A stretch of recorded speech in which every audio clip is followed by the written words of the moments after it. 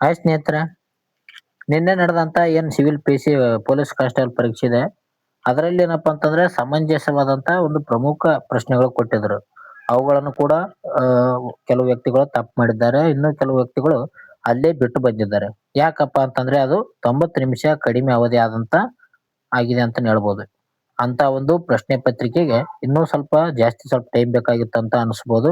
ಯಾಕಂದ್ರೆ ಅಲ್ಲಿ current affairs ಅದಕ್ಕಿಂತ ಹೆಚ್ಚಿನದಾಗಿ ಆ ಒಂದು ಇತಿಹಾಸ, ಸಂವಿಧಾನ ಮತ್ತು ಭೂಗೋಳದ ಮೇಲೆ ಪ್ರಶ್ನೆಗಳು ಬಂದಿದ್ದವು. ಜೊತೆಗೆ ವಿಜ್ಞಾನದ ಕೂಡ ಪ್ರಮುಖ ಪ್ರಶ್ನೆಗಳಿದ್ದವು. ಇವೆಲ್ಲ ಓದಿಗೆಸಿಂದ ಈ ಒಂದು ಮ್ಯಾಥಮೆಟಿಕ್ಸ್ ಏನಿದೆ ಅದು ಒಂದು ಲೆಕ್ಕ ಮಾಡೋಷ್ಟಿಗೆ ಟೈಮು ಜಾಸ್ತಿ ಆಗಿತ್ತು. ಓಕೆ, ಟೈಮ್ ಮುಗಿದೋಗಿತ್ತು. ಎಲ್ಲಾ ಒಂದು ಹುಡುಗರು ಏನ್ ಮಾಡಿದಾರಪ್ಪ ಅಂತಂದ್ರೆ ಆಪ್ಷನ್ ಸಿ ಹಾಕಿ ಬಂದಿದ್ದಾರೆ, ಅದು ಕೂಡ ಬಿಟ್ಟು ಬಂದಿದ್ದಾರೆ. ಓಕೆ, ಅದಕ್ಕೆ ನಾವೇನ್ ಮಾಡಪ್ಪ ಅಂತಂದ್ರೆ ಇವತ್ತು ಲೇಸಿಂದ ಏನ್ ಕ್ವಶನ್ ಪೇಪರ್ ಅಲ್ಲಿ ಏನ್ ಪ್ರಶ್ನೆ ಕೇಳಿದ್ದಾರೆ ಅದಕ್ಕೆ ಸಂಬಂಧಿಸಿದಂತ ಚಾಪ್ಟರ್ ವೈಸ್ ನೋಡೋಣ. ಓಕೆ, ಅದಕ್ಕೆ ಸಂಬಂಧಿಸಿದಂತ ಚಾಪ್ಟರ್ ಪರಿಪೂರ್ಣವಾಗಿ ನೋಡೋಣ. ಮುಂದೆ ಏನಾದ್ರು ಅದೇ ಪ್ರಶ್ನೆ ಬಂತಪ್ಪ ಅಂತಂದ್ರೆ ಅಥವಾ ಆ ಒಂದು ಚಾಪ್ಟರ್ ಮೇಲೆ ಪ್ರಶ್ನೆ ಬಂತಂದ್ರೆ ನಿಮಗೆ ಉತ್ತರಿಸಲು ಸುಲಭ ಆಗ್ತದ. ಅದಕ್ಕಾಗಿ ಈ ರೀತಿಯಾದಂತ ವಿಡಿಯೋ ಮಾಡ್ತಾ ಇದೀನಿ. ಇವತ್ತಿಂದ ನಮ್ಮ ಒಂದು ಮೊದಲನೇ ವಿಡಿಯೋ ಆಮ್ಲ ಮತ್ತು ಪ್ರತ್ಯಾಮ್ಲ ಅಂತ ಇದೆ ನೋಡಿ. ಇದನ್ನ ಮಿಸ್ ಮಾಡದೆ ಕೊನೆವರೆಗೂ ನೋಡ್ರಿ. ಇನ್ನೂ ಇದಾವೆ, ಇನ್ನೂ ಎಕ್ಸಾಮ್ ಇದಾವೆ. ಇನ್ನೂ ಬರೀ ಒಂದ್ ಎಕ್ಸಾಮ್ ಆಗಿದೆ, ಇನ್ನು CRDR ಇದೆ, ಇನ್ನು ಬೇಕಾದ್ರೂ ವಿಲೇಜ್ ಅಕೌಂಟ್ ಕೂಡ ಎಕ್ಸಾಮ್ ಇದೆ. ಅದಕ್ಕಾಗಿ ಏನಪ್ಪಾ ಅಂತಂದ್ರೆ ನಮ್ಮೊಂದು ಅಧ್ಯಯನವನ್ನು ನಿರಂತರವಾಗಿ ಇಡೋಣ. ಓಕೆ, ಎಲ್ರು ಈ ಒಂದು ವಿಡಿಯೋನ ಕೊನೆವರೆಗೂ ನೋಡ್ರಿ. 30 ಪ್ರಮುಖವಾದಂತ ಪ್ರಶ್ನೆಗಳಿದಾವೆ, ಒಂದಿಸಿ ಬೇರೆರಿ. ಅದೇ ರೀತಿಯಾಗಿ ಹೇಳಿಕೆ ರೂಪದ ಪ್ರಶ್ನೆಗಳು ಕೂಡ ಇದಾವೆ ನೋಡ್ರಿ. ಅಪ್ಲೈಡ್ ರೀತಿಯಲ್ಲಿ ಯಾವ ರೀತಿಯಾಗಿ ಅಲ್ಲಿ ಕೇಳಿದ್ರು ಆಮ್ಲ ಮತ್ತು ಪ್ರತ್ಯಾಮ್ಲಕ್ಕೆ ಅದೇ ರೀತಿಯಾದಂತ ಒಂದು ಪ್ರಶ್ನೆಗಳು ಇಲ್ಲಿದಾವೆ. ಓಕೆ, ಆಮ್ಲ ಮತ್ತು ಪ್ರತ್ಯಾಮ್ಲ ಮೇಲೆ ಪ್ರಶ್ನೆ ಆಗಿತ್ತು ನೋಡ್ರಿ. ಅಲ್ಲಿ ಏನಾಯ್ತಪ್ಪ ಅಂತಂದ್ರೆ ಆಮ್ಲ ಕಹಿ ಆಗಿರ್ತದೆ ಮತ್ತು ಪ್ರತ್ಯಾಮ್ಲ ಹುಳಿ ಆಗಿರ್ತದೆ ಅಂತ ಕೊಟ್ಟಿದ್ರು. ಅದು ನೋಡೋಣ. ಈ ಒಂದು ವಿಡಿಯೋ ನೋಡಿದ ಮೇಲೆ ನಿಮ್ಗೆ ಗೊತ್ತಾಗುತ್ತಾ ಆ ಒಂದು ಪ್ರಶ್ನೆಗೆ ಯಾವ್ದು ಉತ್ತರ ಆಗಿತ್ತಂತ. ಬನ್ನಿ ಸ್ನೇಹಿತರೆ, ಮೊದಲೇ ಒಂದು ಪ್ರಶ್ನೆ ಬಂದು ನೋಡ್ರಿ. ಆಮ್ಲದ ಕುರಿತಾದಂತ ಒಂದು ಮೊದಲೇ ಒಂದು ಪ್ರಶ್ನೆ, ಮೊದಲೇ ಒಂದು ಹೇಳಿಕೆ. ಆಮ್ಲಗಳು ರುಚಿಯಲ್ಲಿ ಹುಳಿ ಆಗಿರುತ್ತವೆ ಅಂತ ಕೊಟ್ಟಿದ್ದಾರೆ. ಈ ಒಂದು ಹೇಳಿಕೆ ಏನಪ್ಪಾ ಅಂತಂದ್ರೆ ಸರಿಯಾಗಿದೆ ನೋಡಿ. ಓಕೆ, ಆಮ್ಲಗಳು ಏನಪ್ಪಾ ಅಂತಂದ್ರೆ ರುಚಿ ಹುಳಿ ಆಗಿರ್ತದ. ಅಲ್ಲಿ ಏನಂತ ಕೊಟ್ಟಿದ್ರು ಪರೀಕ್ಷೆಯಲ್ಲಿ ಕಹಿ ಅಂತ ಕೊಟ್ಟಿದ್ರು, ಅದಕ್ಕಾಗಿ ತಪ್ಪಾಗಿತ್ತು ಅಲ್ಲಿ. ಓಕೆ, ಎರಡನೇ ಹೇಳಿಕೆ ಕೊಟ್ಟಿದ್ದಾರೆ ಇಲ್ಲಿ. ಆಮ್ಲಗಳು ನೀಲಿ ಲಿಟ್ಮಸ್ ಕಾಗದವನ್ನು ಕೆಂಪು ಬಣ್ಣಕ್ಕೆ ತಿರುಗಿಸುತ್ತವೆ ಅಂತ ಕೊಟ್ಟಿದ್ದಾರೆ. ಇಲ್ಲಿ ಏನಾಗುತ್ತಪ್ಪ ಅಂತಂದ್ರೆ ಆಮ್ಲದಲ್ಲಿ ನೀಲಿ ಲಿಟ್ಮಸ್ ಕಾಗದ ಏನಾಗುತ್ತಂದ್ರೆ ಕೆಂಪು ಲಿಟ್ಮಸ್ ಬಣ್ಣಕ್ಕೆ ತಿರುಗುತ್ತದ. ಇದು ಕೂಡ ಸರಿಯಾಗಿದೆ ನೋಡ್ರಿ. ಒಂದು ಸರಿ, ಎರಡು ಸರಿ, ಎರಡು ಸರಿ, ಎರಡು ತಪ್ಪನ್ನು ಕೊಟ್ಟಿದ್ದಾರೆ. ಈ ಒಂದು ಪ್ರಶ್ನೆಗೆ 1 ಮತ್ತು 2 ಸರಿಯಾಗಿದೆ ಅಂತ ಹೇಳ್ಬೋದು. ಆಮ್ಲಗಳು ಏನಪ್ಪಾ ಅಂತಂದ್ರೆ ನೈಸರ್ಗಿಕವಾಗಿ ಹುಳಿ ರುಚಿಯನ್ನು ಹೊಂದಿದ್ದು ಲಿಟ್ಮಸ್ ಪರೀಕ್ಷೆಯಲ್ಲಿ ನೀಲಿ ಲಿಟ್ಮಸ್ ಅನ್ನು ಕೆಂಪು ಬಣ್ಣಕ್ಕೆ ಬದಲಾವಣೆ ಮಾಡುತ್ತವ. ಉದಾಹರಣೆಗೆ ಹೈಡ್ರೋಕ್ಲೋರಿಕ್ ಆಮ್ಲ, ಇದೊಂದು ಏನಪ್ಪಾ ಅಂತಂದ್ರೆ ಆಮ್ಲವಾಗಿದೆ ನೋಡಿ. HCl ಅಂತ ಕರಿತೀವಿ. ಹೈಡ್ರೋಕ್ಲೋರಿಕ್ ಆಮ್ಲ ನಮ್ಮ ಒಂದು ಹೊಟ್ಟೆಯಲ್ಲಿ ಲಿವರ್ ನಲ್ಲಿ ಕಂಡು ಬರ್ತದೆ ಹೈಡ್ರೋಕ್ಲೋರಿಕ್ ಆಮ್ಲ. ನೆಕ್ಸ್ಟ್ ಪ್ರತ್ಯಾಮ್ಲ ಮೇಲೆ ಇದೆ ನೋಡಿ. ಪ್ರತ್ಯಾಮ್ಲಗಳು ಮುಟ್ಟಲು ಸಾಬೂನಿನಂತೆ ಜಾರುವಂತ ಗುಣವನ್ನು ಹೊಂದಿದೆ ಅಂತ ಕೊಟ್ಟಿದ್ದಾರೆ. ಎರಡನೇ ಹೇಳಿಕೆ ಕೊಟ್ಟಿದ್ದಾರೆ. ಇವು ಕೆಂಪು ಲಿಟ್ಮಸ್ ಕಾಗದವನ್ನು ನೀಲಿ ಬಣ್ಣಕ್ಕೆ ತಿರುಗಿಸ್ತವೆ ಅಂತ ಕೊಟ್ಟಿದ್ದಾರೆ. ಈ ಒಂದು ಪ್ರಶ್ನೆಗೆ ಹೇಳಿಕೆಗಳು ಏನಪ್ಪಾ ಅಂತಂದ್ರೆ ಎರಡು ಕೂಡ ಸರಿಯಾಗಿ ನೋಡ್ರಿ. ಪ್ರತ್ಯಾಮ್ಲಗಳು ಏನಪ್ಪಾ ಅಂತಂದ್ರೆ ಅವು ಮುಟ್ಟಲು ಸಾಬೂನಂತ ಜಾರುವಂತ ಗುಣ ಹೊಂದಿರ್ತಾವ. ಜೊತೆಗೆ ಇವೇನ್ ಮಾಡ್ತಪ್ಪ ಅಂತಂದ್ರೆ ಕೆಂಪು ಲಿಟ್ಮಸ್ ಅನ್ನು ನೀಲಿ ಬಣ್ಣಕ್ಕೆ ಬದಲಾವಣೆ ಮಾಡುತ್ತವೆ.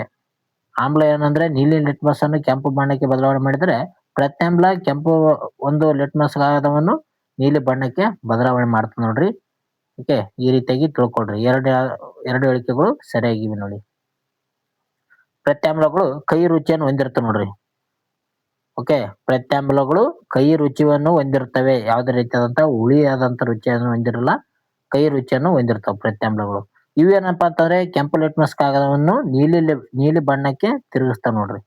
ಪ್ರಮುಖವಾದಂತ ಒಂದು ಪ್ರತ್ಯಾಮ್ಲಗಳು ಯಾವಪ್ಪ ಅಂತಂದ್ರೆ ಸೋಡಿಯಂ ಹೈಡ್ರಾಕ್ಸೈಡ್ ಅಂತ ಕರಿತೀವಿ. NaOH, sodium hydroxide. ಇದಕ್ಕೆ ಉತ್ತಮ ಉದಾಹರಣೆ ಅಂತ ಹೇಳ್ಬೋದು. ಇದೊಂದು ಪ್ರತ್ಯಾಮ್ಲ ಆಗಿದೆ.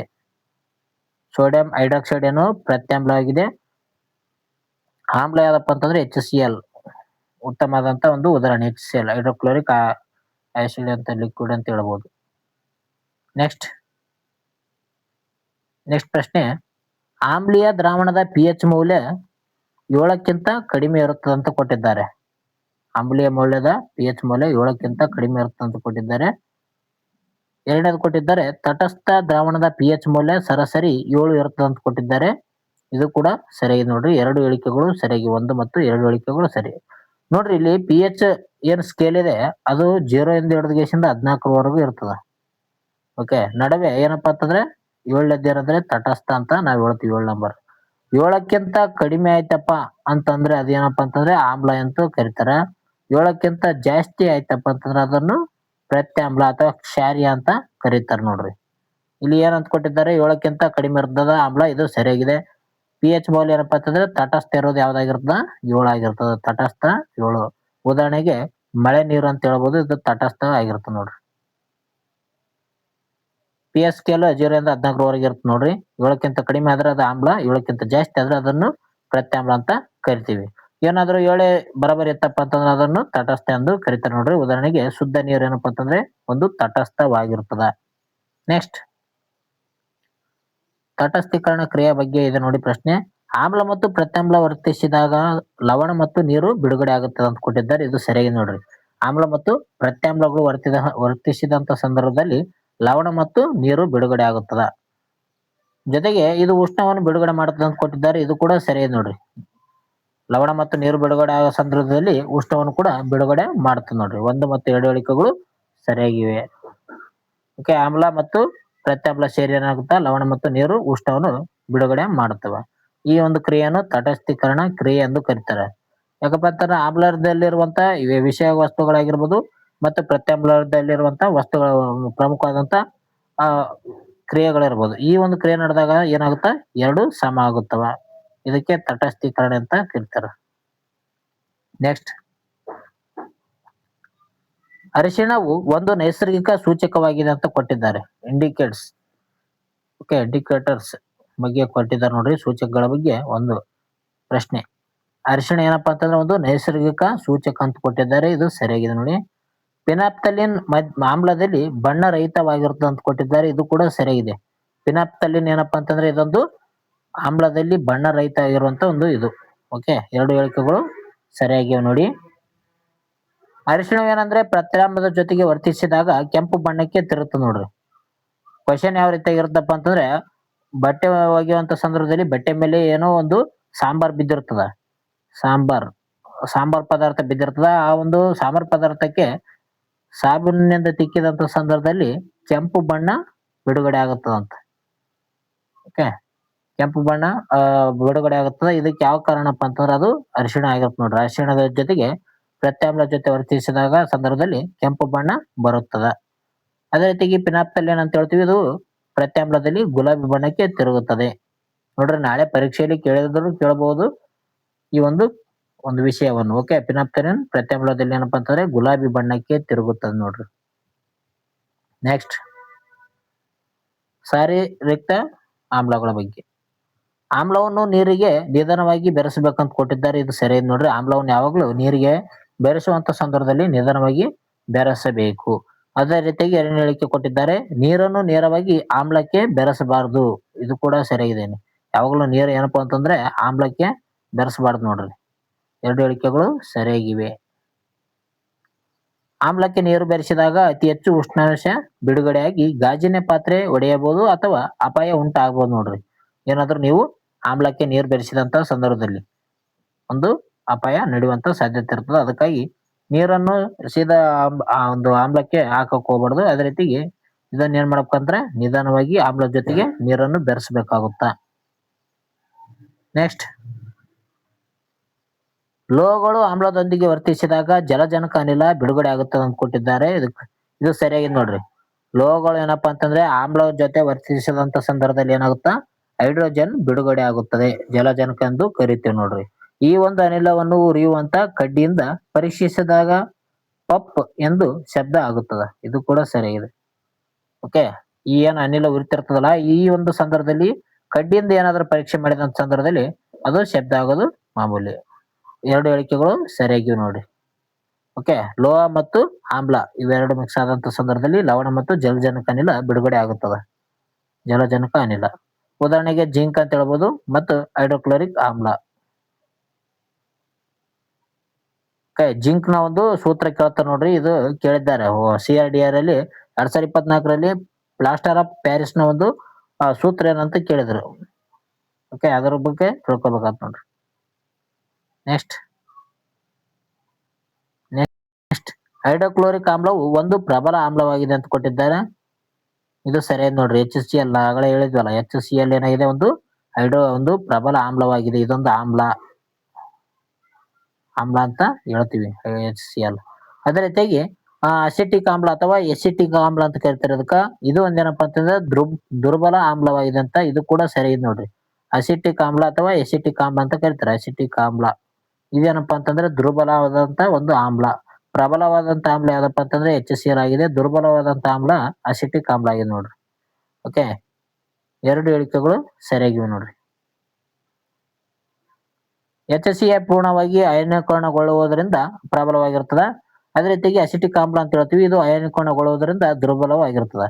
ಅಸಿಟಿಕ್ ಆಮ್ಲ ಅನ್ನೋ ಒಂದು ಸೂತ್ರ ಕೊಟ್ಟಿದ್ದಾರೆ ನೋಡ್ರಿ, CH3COOH. CH3COOH ಏನಪ್ಪಾ ಅಂತಂದ್ರೆ ಅಸಿಟಿಕ್ ಆಮ್ಲದ ಒಂದು ಸೂತ್ರ ಇದೆ. KA ಏನಪ್ಪಾ ಅಂತಂದ್ರೆ ಸೂತ್ರದ ಮೇಲೆನೆ ಪರೀಕ್ಷೆ ಕೇಳುವಂತ ಒಂದು ಟ್ರಿಕ್ ಅನ್ನು ಕೂಡ ಮಾಡಿಕೊಂಡಿದೆ.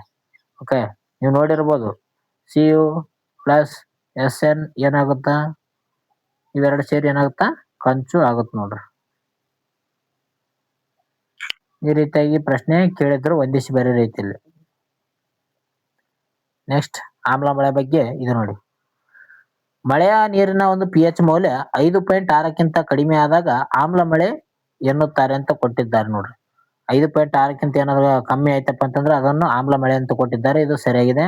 ಅದೇ ರೀತಿಯಾಗಿ ಸಾರಜನಕ ಮತ್ತು ಗಂಧಕದ ಆಕ್ಸೈಡ್ಗಳು ಇದಕ್ಕೆ ಪ್ರಮುಖ ಕಾರಣ ಅಂತ ಕೊಟ್ಟಿದ್ದಾರೆ. ಇದು ಕೂಡ ಸರಿಯಾಗಿದೆ ನೋಡ್ರಿ. ಆಮ್ಲ ಮಳೆಗೆ ಪ್ರಮುಖವಾಗಿ ಏನಪ್ಪಾ ಅಂತಂದ್ರೆ 5.6 ಆದಂತ ಸಂದರ್ಭದಲ್ಲಿ ಆಮ್ಲ ಮಳೆ ಆಗುತ್ತದೆ. ಇದಕ್ಕೆ ಪ್ರಮುಖವಾಗಿ ಕಾರಣ ಏನಪ್ಪಾ ಅಂತಂದ್ರೆ ಅಲ್ಲಿ ಗಂಧಕದ ಆಕ್ಸೈಡ್ ಆಗಿರ್ಬೋದು, ಸಾರಜನಕ ಆಗಿರ್ಬೋದು, ಇವೆರಡು ಪ್ರಮುಖ ಕಾರಣ ಆಗಿರುತ್ತೆ ನೋಡ್ರಿ. 1 ಮತ್ತು 2 ಹೇಳಿಕೆಗಳು ಸರಿಯಾಗಿವೆ. ಓಕೆ, ಆಮ್ಲ ಮಳೆ ಏನಪ್ಪಾ ಅಂತಂದ್ರೆ ಜಲಚರಗಳಿಗೆ ಮತ್ತು ಸ್ಮಾರಕಗಳಿಗೆ ಬಹಳ ಹಾನಿಕಾರ ಮಾಡ್ತಾವ. ಉದಾಹರಣೆಗೆ ತಾಜ್ ಮಹಲ್ ಆಗ್ಬೋದು. ನೀವು ನೋಡಿರ್ಬೋದು, ತಾಜ್ ಮಹಲ್ ಒಂದು ಅಕ್ಕಪಕ್ಕದಲ್ಲಿರುವಂತ ಕೈಗಾರಿಕೆಗಳನ್ನು ಕೂಡ ಬಂದ್ ಮಾಡಿದ್ದಾರೆ. ಯಾಕಪ್ಪ ಅಂತಂದ್ರೆ ಅಲ್ಲಿ ಬಿಡುಗಡೆ ಆಗುವಂತ ಅನಿಲದಿಂದ ಈ ಒಂದು ಆಮ್ಲ ಮಳೆ ಆಗುವಂತ ಸಾಧ್ಯತೆ ಇರ್ತದ. ಅದಕ್ಕಾಗಿ ಆಮ್ಲ ಮಳೆಯಿಂದ ಈ ಒಂದು ತಾಜ್ ಮಹಲ್ ಕೆಡ್ತದ. ಅದಕ್ಕಾಗಿ ಅವನು ಕೈಗಾರಿಕೆಗಳನ್ನು ಕೂಡ ಬಂದ್ ಮಾಡ್ಯಾರ. ನೆಕ್ಸ್ಟ್, ಜೀರ್ಣಿಕೆಯಲ್ಲಿ ಆಮ್ಲದ ಪಾತ್ರ. ನಮ್ಮ ಜಠರವು ಹೈಡ್ರೋಕ್ಲೋರಿಕ್ ಆಮ್ಲವನ್ನು ಉತ್ಪಾದಿಸುವುದಂತ ಕೊಟ್ಟಿದ್ದಾರೆ. ಇದು ಸರಿ ನೋಡಿ. ನಮ್ಮ ಜಠರದಲ್ಲಿ ಅಂದ್ರೆ ಲಿವರ್ ನಲ್ಲಿ ಕಂಡು ಬರ್ತದ.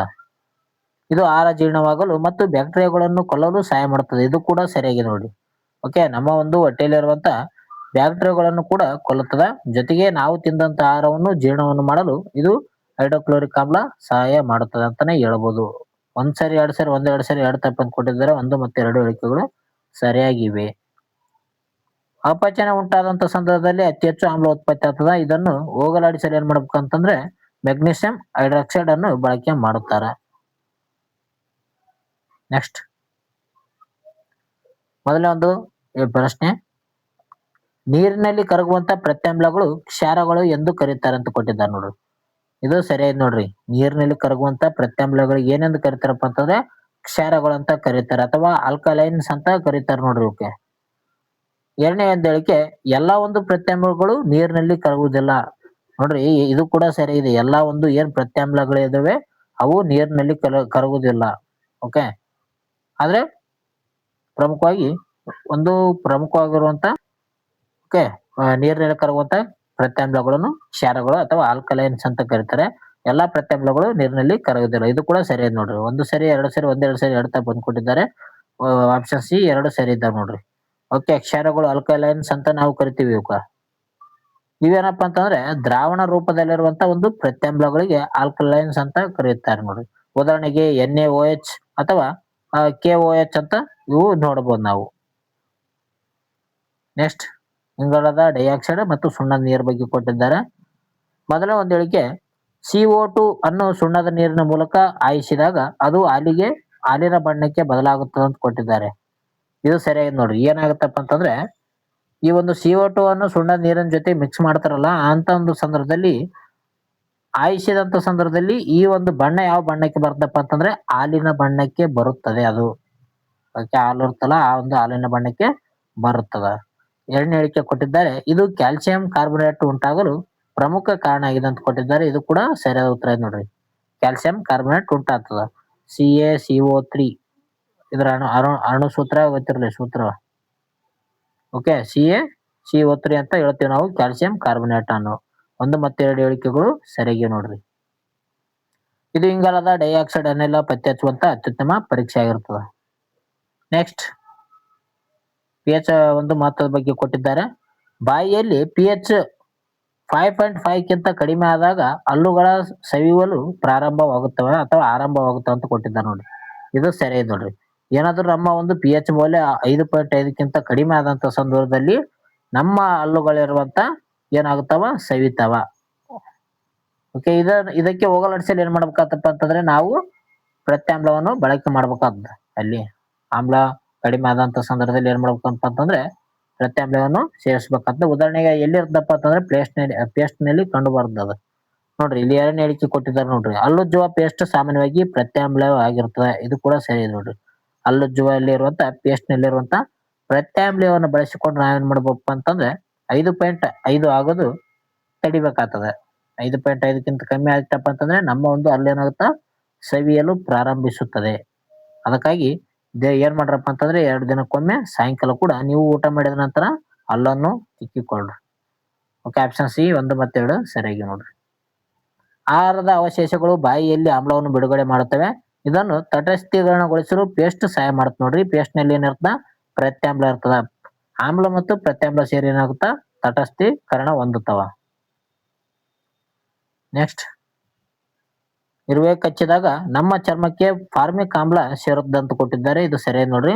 ಫಾರ್ಮಿಕ್ ಆಮ್ಲ ಎಲ್ಲಿ ಕಂಡು ಬರ್ತಪ್ಪ ಅಂತಂದ್ರೆ ಇರುವೆಯ ಒಂದು ಕಡಿತದಿಂದ ಉಂಟಾಗುತ್ತೆ ನೋಡ್ರಿ ಫಾರ್ಮಿಕ್ ಆಮ್ಲ. ಇದನ್ನು ತಟಸ್ಥೀಕರಣಗೊಳಿಸಲು ಅಡಿಗೆ ಸೋಡಾವನ್ನು ಬಳಸಬಹುದು. ಇದು ಕೂಡ ಸರಿಯಾಗಿದೆ.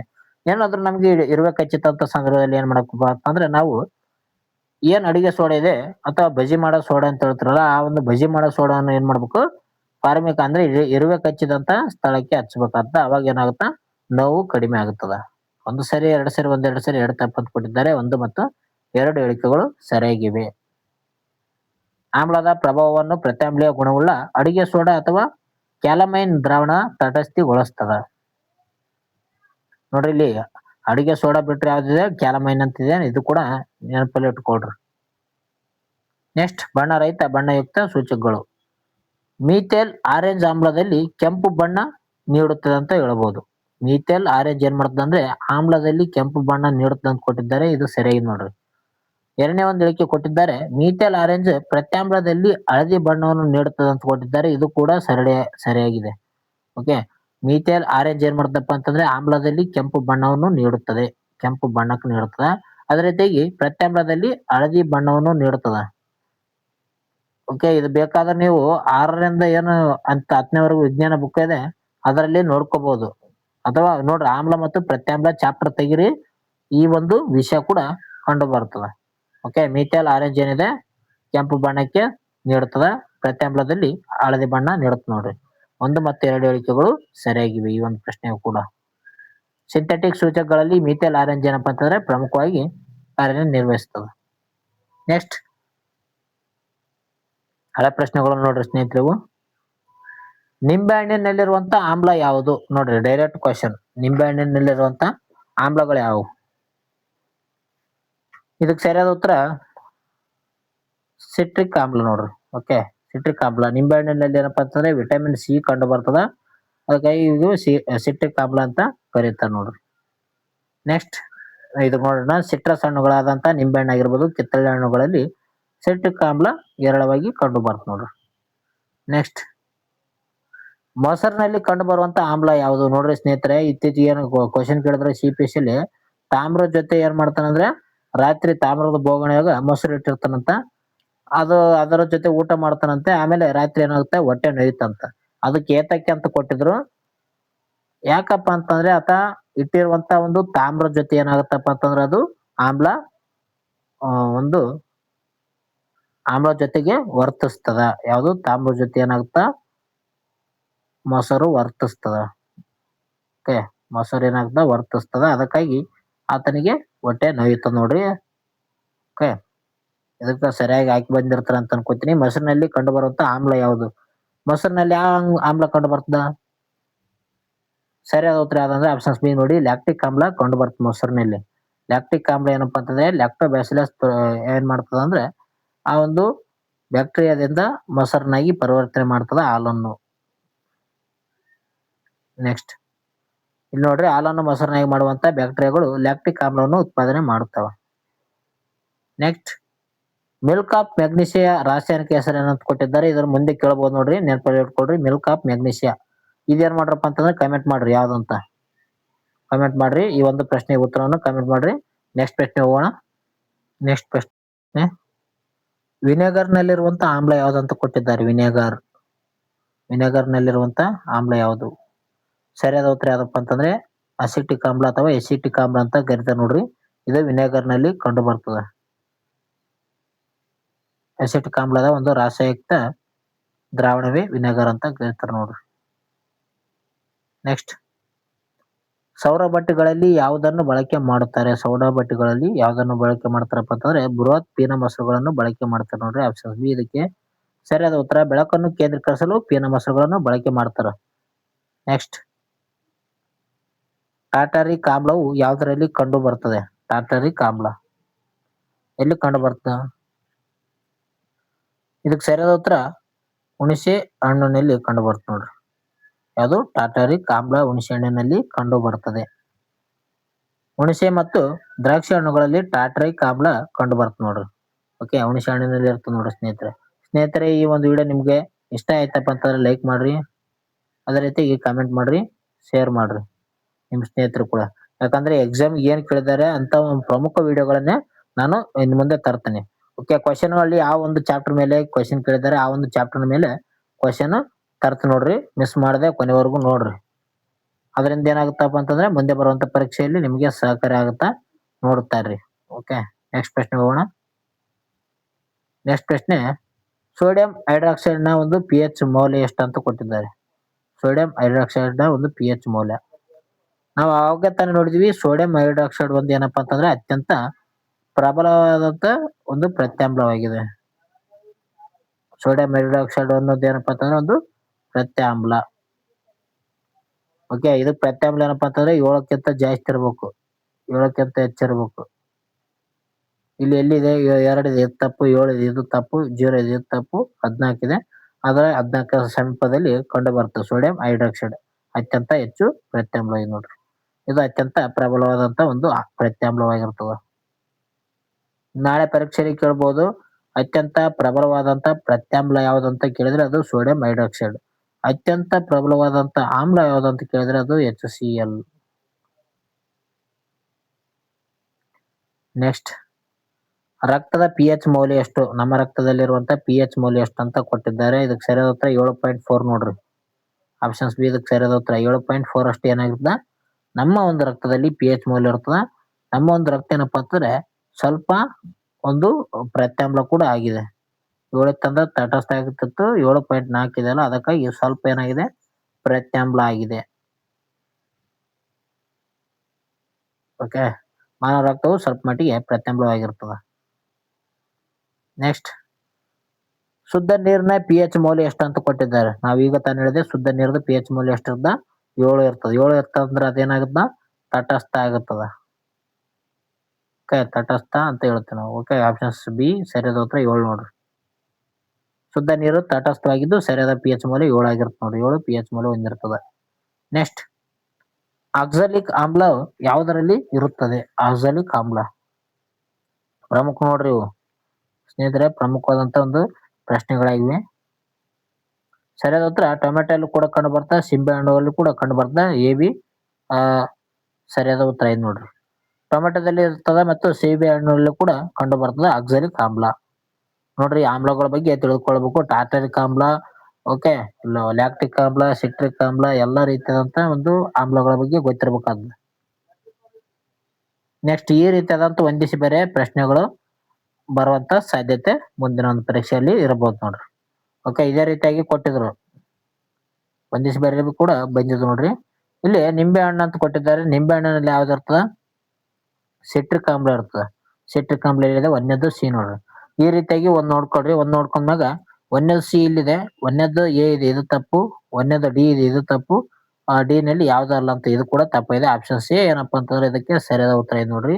ಈ ರೀತಿಯಾಗಿ ಜಲ್ದಿ ಸಾಲ್ವ್ ಮಾಡ್ರಿ. ಯಾಕಪ್ಪ ಅಂತಂದ್ರೆ 90 ನಿಮಿಷದಲ್ಲಿ ಅವರು ಕ್ವಶನ್ ಏನಪ್ಪಾ ಅಂತಂದ್ರೆ ಸಿಂಪಲ್ ಆಗಿ ಕೊಟ್ರು ಕೂಡ ಲಾಂಗ್ ಇಲ್ಲಿ ಕೊಡ್ತಾರ, ಓದ್ಕೊಳಕ್ಕೆ ಟೈಮ್ ಹೋಗುತ್ತೆ ಅಲ್ಲಿ. ಓಕೆ ಇಲ್ಲ ಅದಕ್ಕೆ ಇರುವೆ ಕಡಿತ ಅಂತ ಬರ್ತದೆ. ಇದು ಇರುವೆ ಕಡಿತ ಏನಪ್ಪಾ ಅಂತಂದ್ರೆ ಫಾರ್ಮಿಕ್ ಆಮ್ಲ, ಡಿ ನೋಡ್ರಿ. ಹುಣಸೆಹಣ್ಣಿನಲ್ಲಿ ಎಲ್ಲಿ ಏನ್ ಕಂಡು ಬರ್ತದಂದ್ರೆ ಟಾರ್ಟಾರಿಕ್ ಆಮ್ಲ ಕಂಡು ಬರ್ತದೆ, ಟೊಮೆಟೊದಲ್ಲಿ ಅಕ್ಸಾಲಿಕ್ ಆಮ್ಲ ಕಂಡು ಬರ್ತದೆ. ಗೊತ್ತಿರ್ಬೇಕು ನೋಡಿ ಸ್ನೇಹಿತರೆ, ಈ ರೀತಿಯಾದಂತಹ ಒಂದು ವಿಷಯಗಳು ಗೊತ್ತಿರ್ಬೇಕಾಗುತ್ತೆ. ಓಕೆ, ನೈಸರ್ಗಿಕ ಬುಡಗಳು ಮತ್ತು ಅವುಗಳಲ್ಲಿ ಆಮ್ಲಗಳು ಸರಿಯಾದ ಹೊಂದಾಣಿಕೆ ಆಗಿರುತ್ತೆ. ನೆಕ್ಸ್ಟ್ ಇಲ್ಲಿ ಯಾವ್ದಲ್ಲ ಅಂತ ಅನ್ಕೊಡ್ರಿ, ಯಾವ್ದು ಅಲ್ಲ. ಇಲ್ಲಿ ಕೊಟ್ಟಿದ್ದಾರೆ ನೋಡ್ರಿ, ಆಮ್ಲಗಳು ಅಂತ ಕೊಟ್ಟಿದ್ದಾರೆ. ಆಮ್ಲಗಳು ಏನಪ್ಪಾ ಅಂತಂದ್ರೆ ನೀಲಿ ಲಿಟ್ಮಸ್ ಅನ್ನು ಕೆಂಪು ಲಿಟ್ಮಸ್ ಆಗಿ ಬದಲಾವಣೆ ಮಾಡುತ್ತಾರೆ. ಇದರಲ್ಲಿ ಯಾವ್ದು ಸರಿಯಾಗಿದೆಪ್ಪ ಅಂತ ಹೇಳಿಕೆ ರೂಪದಲ್ಲಿ ಕೇಳ್ತಾರೆ, ಹೊಂದಿಸಿ ಬೇರೆ ರೀತಿಯಲ್ಲೂ ಕೂಡ ಕೇಳ್ತಾರೆ. ಓಕೆ, ಆಮ್ಲಗಳು ಏನ್ ಮಾಡ್ತವೆ, ನೀಲಿ ಲಿಟ್ಮಸ್ ಅನ್ನು ಕೆಂಪು ಬಣ್ಣಕ್ಕೆ ಬದಲಾವಣೆ ಮಾಡ್ತಾರೆ. ಇದು ಸರಿ ನೋಡ್ರಿ. ಒಂದೇದು ಇಲ್ಲಿದೆ, ಒಂದೇದು ಬಿ ಇದೆ ತಪ್ಪು, ಒಂದೇ ಸಿ ಇದೆ ತಪ್ಪು, ಯಾವ್ದಲ್ಲ ಅಂತಿದೆ ಇದು ಕೂಡ ತಪ್ಪು. ಆಪ್ಷನ್ ಸಿ ಅನ್ನೋದು ಸರಿ ಆಗುತ್ತೆ ನೋಡ್ರಿ. ಅಂದ್ರೆ ಪ್ರತ್ಯಾಮ್ಲ ಏನಪ್ಪಾ ಅಂತಂದ್ರೆ ಕೆಂಪು ಲಿಟ್ಮಸ್ ಅನ್ನು ನೀಲಿ ಬಣ್ಣಕ್ಕೆ ಬದಲಾವಣೆ ಮಾಡ್ತವೆ. ಲವಣಗಳು ಏನಪ್ಪಾ ಅಂತಂದ್ರೆ ಲಿಟ್ಮಸ್ ಮೇಲೆ ಬಣ್ಣ ಬದಲಾವಣೆ ಮಾಡೋದಿಲ್ಲ ಯಾವ ರೀತಿ. ಓಕೆ, ದ್ರಾವಣ ಸ್ವಭಾವ ಮತ್ತು ಲಿಟ್ಮಸ್ ಪರೀಕ್ಷೆಯ ಫಲಿತಾಂಶ ಇರುತ್ತೆ. Next, baking soda, washing soda, bleaching powder ಅಂತ ಕೊಟ್ರಿ ಇಲ್ಲಿ. ಓಕೆ, ಅದರ ಒಂದು ಸೂತ್ರ ಕೊಟ್ಟಿದ್ದಾರೆ ನೋಡ್ರಿ. ಬೇಕಿಂಗ್ ಸೋಡಾದ ಏನಪ್ಪಾ ಅಂತಂದ್ರೆ NaHCO3 ಅಂತ ಕರಿತೀವಿ. ಬೇಕಿಂಗ್ ಸೋಡಾದ NaHCO3 ಇಲ್ಲಿದೆ ನೋಡಿ. NaHCO3 ಏನಪ್ಪಾ ಅಂತಂದ್ರೆ ಇದೊಂದು ಬೇಕಿಂಗ್ ಸೋಡಾ ಆಗಿರ್ತದ. ನೆಕ್ಸ್ಟ್, ವಾಷಿಂಗ್ ಸೋಡಾದ ಏನಪ್ಪಾ ಅಂತಂದ್ರೆ Na2CO3 ಅಂತ ಕರಿತೀವಿ. Na2CO3 ಒಂದೇ ನೋಡ್ರಿ. ಆಪ್ಷನ್ ಸಿ ಎಲ್ಲಿದೆ ನೋಡ್ರಿ. ನಂತರ ಬ್ಲೀಚಿಂಗ್ ಪೌಡರ್ ಏನಪ್ಪಾ ಅಂತಂದ್ರೆ CaOCl2 ಪ್ರಮುಖ ಲವಣಗಳು ರಾಸಾಯನಿಕ ಸೂತ್ರಗಳ ಜೋಡಿ ಆಗಿರುತ್ತದೆ. ನೆಕ್ಸ್ಟ್, ಜಠರ ರಸ ಮತ್ತು ನಿಂಬೆಹಣ್ಣಿನ ರಸ, ಶುದ್ಧ ನೀರು ಮತ್ತು ಸೋಪ್ ದ್ರಾವಣ, ಇದರ ಒಂದು pH ಮೌಲ್ಯ ಕೊಟ್ಟಿದ್ದಾರೆ ನೋಡ್ರಿ. ಓಕೆ, ಜಠರ ರಸದ ಏನಪ್ಪಾ ಅಂತಂದ್ರೆ 1/2 ಇರ್ತದ. ಅದೇ ರೀತಿ ನಿಂಬೆ ಹಣ್ಣದ ಏನಿರ್ತದೆ ಅಂದ್ರೆ 2/2 ಇರ್ತದೆ ನೋಡ್ರಿ. ಶುದ್ಧ ನೀರದ್ದು 7% ಇರ್ತದೆ, ನಿಮ್ಗೆ ಗೊತ್ತಿರುವ ಹಾಗೆ ತಟಸ್ಥ ಇರ್ತದೆ 7%. ಓಕೆ, ಸೋಪ್ ದ್ರಾವಣ 10% ಪ್ರತ್ಯಾಮ್ಲವನ್ನು ಒಳಗೊಂಡಿರುತ್ತದೆ.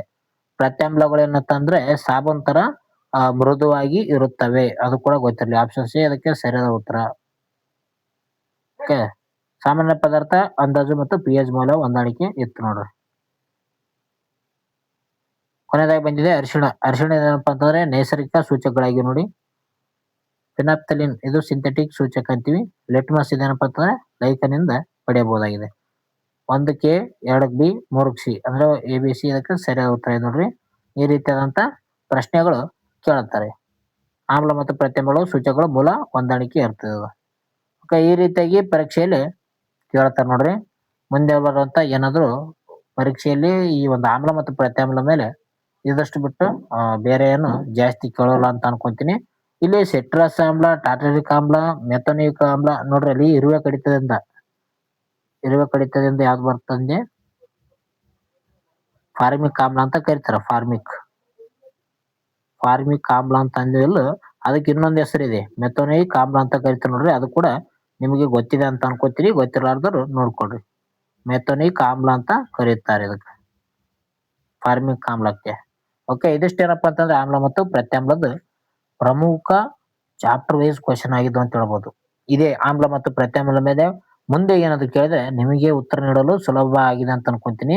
ಆಮ್ಲ ಯಾವಾಗ್ಲೂ ಏನಾಗುತ್ತೆ ಅಂದ್ರೆ ಹುಳಿ ಆಗಿರುತ್ತ, ಪ್ರತ್ಯಾಮ್ಲ ಯಾವಾಗ್ಲೂ ಕೈ ಆಗಿರುತ್ತೆ ನೋಡ್ರಿ. ಓಕೆ, ಇದೇ ಪ್ರಶ್ನೆ ಏನಂತ ಕೊಟ್ಟಿದ್ರು ಅಲ್ಲಿ ಪೊಲೀಸ್ ಕಾನ್ಸ್ಟೇಬಲ್ ಇಲ್ಲಿ, ಆಮ್ಲ ಏನಾಗಿರುತ್ತ ಕೈ ಆಗಿರುತ್ತ ಅಂತ ಕೊಟ್ಟಿದ್ರು, ಪ್ರತ್ಯಾಮ್ಲ ಏನಾಗಿರುತ್ತ ಹುಳಿ ಆಗಿರುತ್ತ ಅಂತ ಕೊಟ್ಟಿದ್ರು. ಇಲ್ಲಿ ಏನಾಗಿತ್ತು ಉಲ್ಟಾ ಆಗಿತ್ತು. ಅದಕ್ಕಾಗಿ 2 ಹೇಳಿಕೆಗಳು ತಪ್ಪಾಗಿದ್ವು. ಅಲ್ಲಿ ಹೇಳಿಕೆ 2 ತಪ್ಪಾಗಿತ್ತು.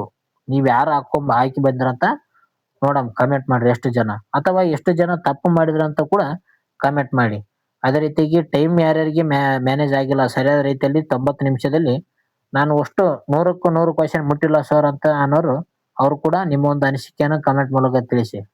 ಓಕೆ, ಅಷ್ಟೇ ಟೈಮ್ ಸಾಕೋ ಏನೋ ಅಥವಾ ಏನೋ ಆ ಒಂದು ಕ್ವಶನ್ ಪೇಪರ್ ಇನ್ನೂ ಸ್ವಲ್ಪ ಶಾರ್ಟೇಜ್ ಆಗಿ ಬರ್ಬೇಕಾಗಿತ್ತು ಅಂತ ಕಮೆಂಟ್ ಮಾಡ್ರಿ. ಓಕೆ, ನಿಮ್ಮ ಒಂದು ಅನಿಸಿಕೆ ಹೇಳ್ಕೊಡೋ ಸ್ನೇಹಿತರೆ. ಮುಂದಿನ ಒಂದು ವಿಡಿಯೋದಲ್ಲಿ ಸಿಗೋಣ. ಟೇಕ್ ಕೇರ್, ಬಾಯ್.